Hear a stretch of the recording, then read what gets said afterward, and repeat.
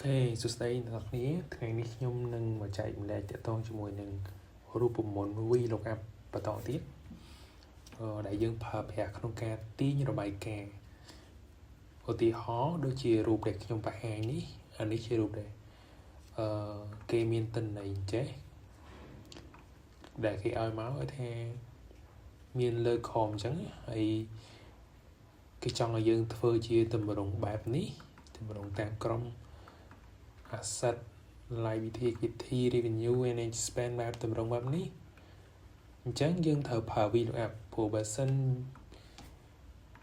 ជាយើងត្រូវថាឧទាហរណ៍ cash on hand អញ្ចឹងហើយយើង copy មកដាក់អញ្ចឹងវា copy បានប៉ុន្តែយើងចំណាយពេលហើយហានិភ័យក្នុងការខុសក៏វាខ្ពស់ដែរបើសិនជាទិន្នន័យច្រើនយើងអាចច្រឡំយើង copy អញ្ចឹងបានប៉ុន្តែបើខុសវាច្រឡំអញ្ចឹងដើម្បីកុំឲ្យខុសយើងប្រើទាញរូបមន្តវិញទាញរូបមន្តយើងប្រើ VLOOKUP ដដែលអញ្ចឹងយើងអាចប្រើស្មើដដែលមក VLOOKUP អញ្ចឹងមក VLOOKUP ហើយ select លើ lookup value ជាតម្លៃដែលយើងចង់រកអញ្ចឹងយើង select លើកន្លែងមួយព្រោះយើងចង់បានទិន្នន័យ cash on hand ហើយយើងចុច comma មួយមកឬក៏ក្បៀសមួយនឹងមកហើយចុច table array យើងអាច select លើទិន្នន័យដែលយើងរកហើយនឹងតម្លៃដែលយើងចង់បានហើយអូសមកខមផុតមកប៉ុណ្ណឹងអញ្ចឹងពេលបានប៉ុណ្ណឹងយើងត្រូវចាក់សោវាសិនដើម្បីចាក់សោវាយើងត្រូវចុច F4 ឬក៏ FN F4 អាស្រ័យលើកុំព្យូទ័រដោយសារកុំព្យូទ័រខ្លះចុច FN ហើយចុច F4 បានវាចេញសញ្ញាចាក់សោកុំព្យូទ័រខ្លះទៀតចុចតែ F4 ទៅគឺចេញសញ្ញាចាក់សោហើយនៅពេលដែលយើងចាក់សោវារួចរាល់ហើយយើងប្រើក្បៀសមួយហើយយើង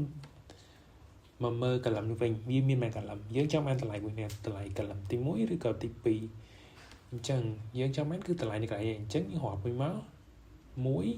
2អញ្ចឹងយើងចុចលេខ2មួយមកហើយ comma មួយទៀតចុច 4 ហើយ enter អញ្ចឹងជាតិនេះជាតម្លៃដែលយើងរកបានហើយអញ្ចឹងយើងត្រូវ control អញ្ចឹងមកនេះវាទៅតាមទម្រង់នេះហើយសួរដល់ត្រូវអត់អញ្ចឹងយើងមើលតាម total គេប៉ុណ្នេះអញ្ចឹង total យើងក៏ប៉ុណ្នេះដែរ